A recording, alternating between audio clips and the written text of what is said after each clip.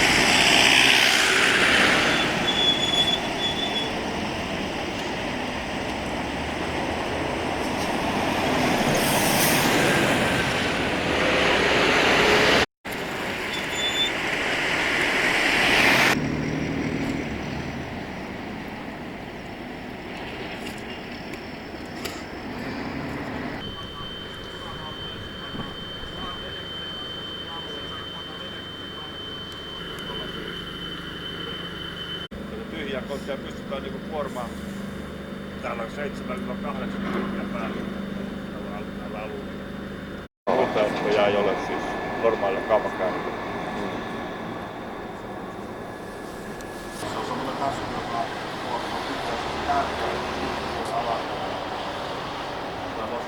siitä Vuosaaresta te varmaan jotain juttelitte ja tää satama-aluehan tästä sitten ja Sompasaari siirtyy sinne Vuosaareen todennäköisesti vuonna 2008 ja nämä alueet sitten jää, eli tämä 70 hehtaaria mikä tässä suunnilleen on, niin jää sitten kaupunkilaisten vallattavaksi ja tänne rakennetaan toimistorakennuksia ja sitten asuntoja asukkaille.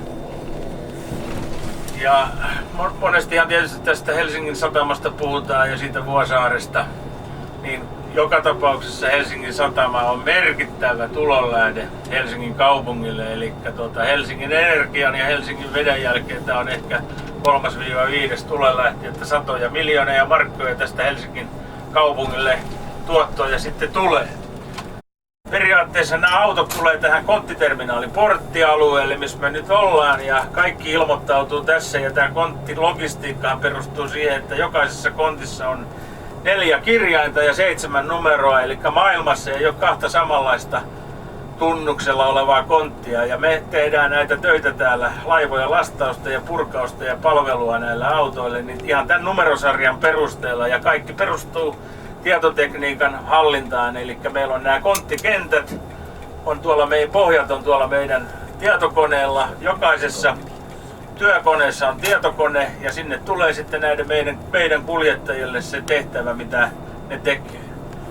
Projekti tässä vasemmalla puolella, eli uutta konttinosturia rakennetaan, eli kyllä tähtään on se, että vaikka uuteen satamaan joskus mennään, niin ei tätä teknistä kehitystä voida tähän jättää, vaan koko ajan ollaan mukana ja nämä siirtyy sitten proomujen kanssa sinne uuteen satamaan. Ja tähän, kuten näkyy, niin täällähän on kontteja, eli kaikki kontit, jotka on enemmän kuin 2 päällekkäin, niin on tyhjiä kontteja, eli ne on konttivarikkoja, eli konttivarastoja. Ja periaatehan on se, että se tuontikontti, joka maahan tulee, se tyhjennetään tuolla asiakkaalla ja se tyhjä kontti palautuu tänne satamaan.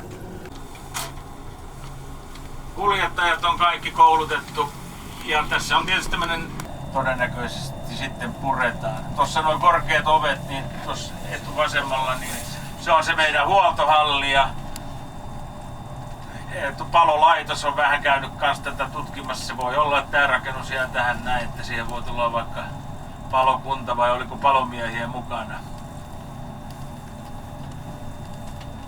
No niin, tää kiertoajo loppu tähän ja Finsteven puolesta mä toivotan teille hyvää päivän jatkoa ja siellä...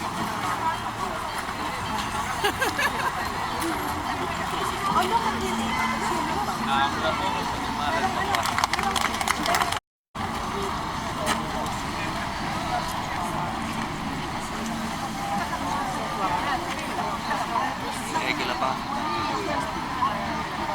Toi on paljon vaikeampaa toi alas.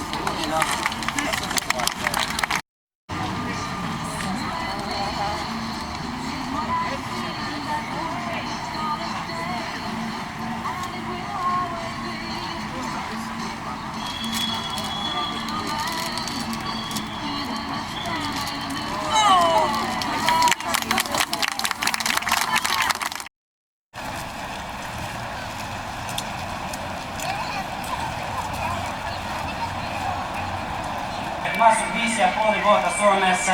Mä en ole ikinä kuullut kieli tai koulu. Mulla on paljon ystävää suomalainen. Mä opin, mitä mä opin, mutta... Asia on tämä, että Suomi ei todellakaan hävinnyt sotaa. Suomi ei ole koskaan kokonaan valloitettu, vaan pieniä osia. Mutta että tietysti tuli vähän uhreja, mutta nyt Venäjän puolella tuli paljon enemmän. Että hurraa Suomi ja itsenäinen Suomi ja kaikille näille veteraanille.